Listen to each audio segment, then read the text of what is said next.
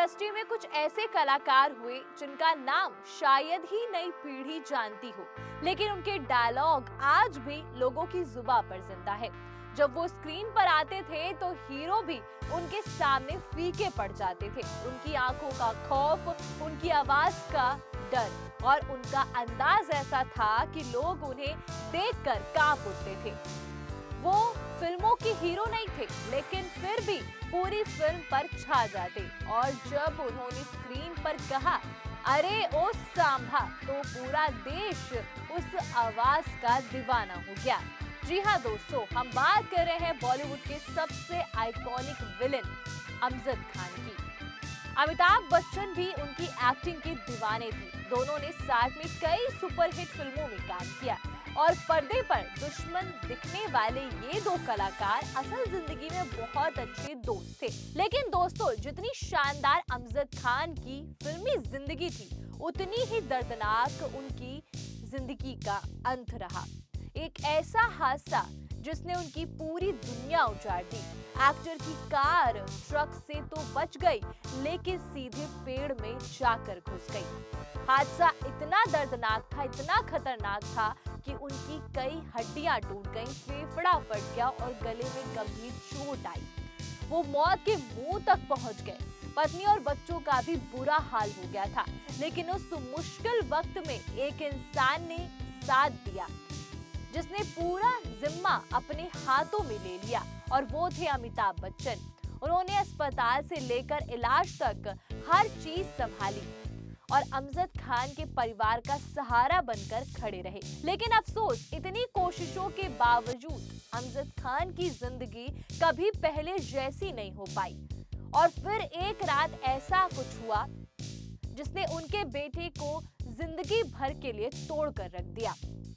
आज भी उनका बेटा खुद को पिता की मौत का जिम्मेदार मानता है। तो आखिर क्या हुआ था उस रात को? कैसे हुआ था अमजद खान का वो खतरनाक एक्सीडेंट? और क्यों आखिरी वक्त में बेटे को लगता है कि वो अपने पिता को बचा सकता था? सब बताएंगे आपको विस्तार से। दोस्तों, अमजद खान ने अपने करियर में कई शानदार फिल्मों में काम किया, लेकिन उन्हें असली पहचान मिली फिल्म शोले से। गब्बर सिंह का उनका वो किरदार इतना हिट हुआ कि वो हमेशा के लिए अमर हो गए। उनकी हंसी, उनका गुस्सा, उनका अंदाज, सब कुछ लोगों के दिलों में बस गया। इसके बाद उन्होंने अमिताभ बच्चन के साथ कालिया, नसीब और लावारिस, याराना, राम बलराम, सत्ते पे सत्ता जैसी फिल्मों में काम किया। दोनों की दोस्ती इंडस्ट्री में काफी मशहूर थी, लेकिन साल 1976 में किस्मत ने ऐसा खेल खेला जिसने सब कुछ बदल कर रख दिया। उस वक्त Amjad Khan film great gambler की शूटिंग के लिए गोवा जा रहे थे। सुबह का वक्त था, बारिश हुई थी और सड़क पूरी तरह गीली थी। गाड़ी में उनके साथ परिवार भी मौजूद था। तभी अचानक रास्ते में एक ट्रक सामने आ गया। अमजद खान ने ट्रक से बचने के लिए गाड़ी मोड़ने की कोशिश की, लेकिन गीली सड़क की वजह से कार कंट्रोल से बाहर हो गई और फिर तेज रफ्तार कार सीधे जाकर पेड़ में टकरा गई। टक्कर इतनी भयानक थी कि गाड़ी के परखच्चे उड़ गए। अमजद खान पूरी तरह घायल हो गए। उनकी पत्नी गंभीर रूप से जख्मी थी। बेटे शादाब खान की कॉलर बोन टूट गई। शादाब ने बताया कि उस हादसे में उनके पिता लगभग मर ही गए थे। उनकी कई हड्डियां टूट गईं, फेफड़े फट गए और गले में गहरी चोट लगी थी। वो कुछ समय तक कोमा में रहे। डॉक्टरों को उन्हें बचाने के लिए काफी कोशिश की, भारी दवाइयां देनी पड़ी। करीब 1 साल तक अमजद खान बिस्तर पर पड़े रहे। उनकी टांग में रॉड डाली गई थी, जिसकी वजह से वो सालों तक ठीक से चल भी नहीं पाए। धीरे धीरे उनका वजन बढ़ता गया और उनकी सेहत बिगड़ती चली गई। दोस्तों, एक ऐसा कलाकार जो कभी स्क्रीन पर आग लगा देता था, अब दर्द दवाइयों में जिंदगी काट रहा था।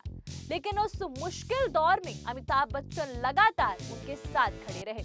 शादाब खान ने बताया कि जैसे ही हादसे की खबर अमिताभ बच्चन को मिली, उन्होंने पूरा मामला अपने हाथ में ले लिया। इलाज, अस्पताल, हर चीज की जिम्मेदारी संभाली। वो सिर्फ दोस्त नहीं, बल्कि परिवार की तरह साथ खड़े रहे।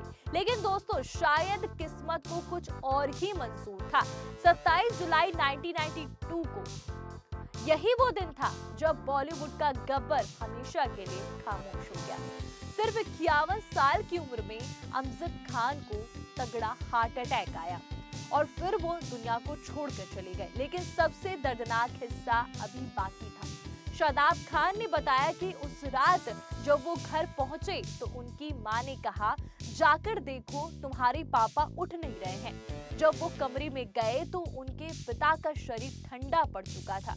घर में चीख पुकार मच गई। डॉक्टरों ने तुरंत एक इंजेक्शन लाने को कहा। शादाब पागलों की तरह गाड़ी लेकर दौड़े, इंजेक्शन लेने गए। उन्हें उम्मीद थी कि वो अपने पिता को बचा लेंगे, लेकिन जब वो लौटे तो डॉक्टर ने कहा कि वो कुछ सेकंड लेट हो गए। बस यही वो पल था जिसने उनके बेटे को अंदर से तोड़ दिया। शादाब ने बताया कि गुस्से और दर्द में उन्होंने घर का सामान तोड़ना शुरू कर दिया, दीवार पर मुक्का मारा और वो खुद को काबू नहीं कर पा रहे थे। आज भी उन्हें लगता है कि शायद अगर वो थोड़ा पहले पहुंच जाते तो उनके पिता बच सकते थे। दोस्तों सोचिए, जिस बेटे ने पिता को बचाने के लिए जान लगा दी, वही बेटा आज तक खुद को उनकी मौत का जिम्मेदार मानता है कि अगर वो कुछ सेकंड लेट ना होता तो आज उसके पिता जिंदा होते। ये मन में आज भी है उनके और ये तड़प उनके साथ आज भी मौजूद है। अमजद खान के जाने के बाद भी उनकी कई ऐसी फिल्में जो रिलीज हुई, लेकिन परिवार आर्थिक मुश्किलों से घिरा रहा।